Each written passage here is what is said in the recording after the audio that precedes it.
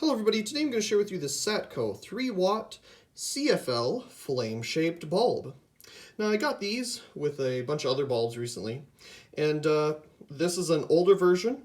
I have a slightly newer version, and the LED offering that they have nowadays. So this is more the correct size of incandescent it would be replacing. So you can see here it's obviously much bigger and definitely not as bright as the incandescent would have been, or this filament LED here. Anyway, here is the bulb itself. This would have came in a medium base version as well, I'm sure. 3-watt, 120 volt, 2700K. Not for use with dimmers, made in China. Don't use in totally enclosed fixtures. Don't be exposed to water, weather, whatever. So there's the bulb. I have two of these, and I decided to take the globe off of the other one just to see what was inside, because I could tell it was these U-bent tubes, and they're my favorite style. So this is pretty thick. I'd say maybe like T3.5 or something for the size. Definitely bigger than a standard CFL size that you would normally use in a bulb like this. Again, there's the bulb. There's its cut off one, and there's a more standard shape. So I suppose if you take the globe off of it, it's pretty much the right size. So interesting. So yes, this tube also reminds me very much of the same shape as those fluorescent night lights that were popular for a very short couple years. They never lasted long. They always seemed to die. I have a couple of them in my collection. It'd be cool to find more. They're just so hard to find nowadays. But this is the exact same size of tube that was in there, except of course two of them. Anyway, yeah, so that's that. I was able to get the globe off easy enough, but it was broken, so it's never going back on. But that's okay. So I suppose we'll start off with this one here. It says it's not dimmable, but we'll leave the dimmer in there and find out.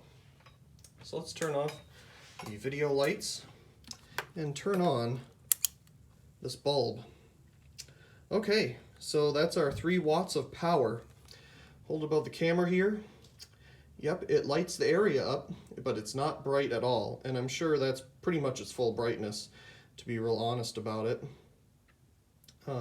We're about 2 feet away from the meter there. That's 25 or 26 lux.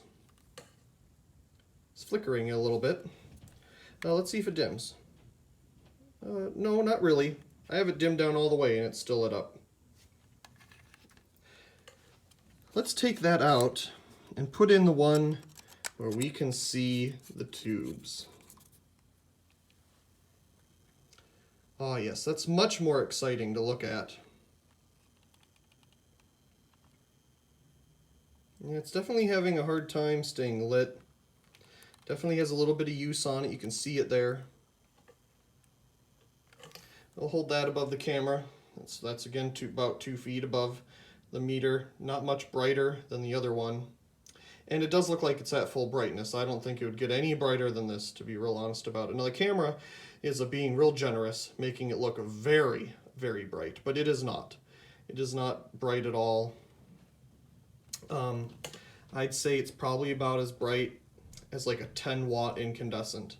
This thing is not gonna light up the neighborhood, that's for sure.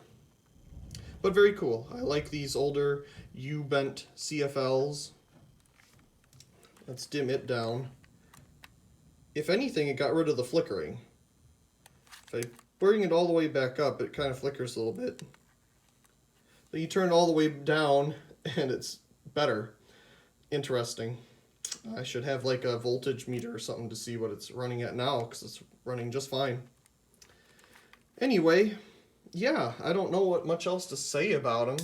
Obviously, this is a very early attempt at replacing an incandescent of this size, and all it did was make the bulb bigger and dimmer. But I think looking at this is much more interesting than this. But that was an early attempt. I have another version of these to share in another video. So anyway, I really do hope you enjoyed this video of these older Satco 3-watt flame-shaped CFL bulbs.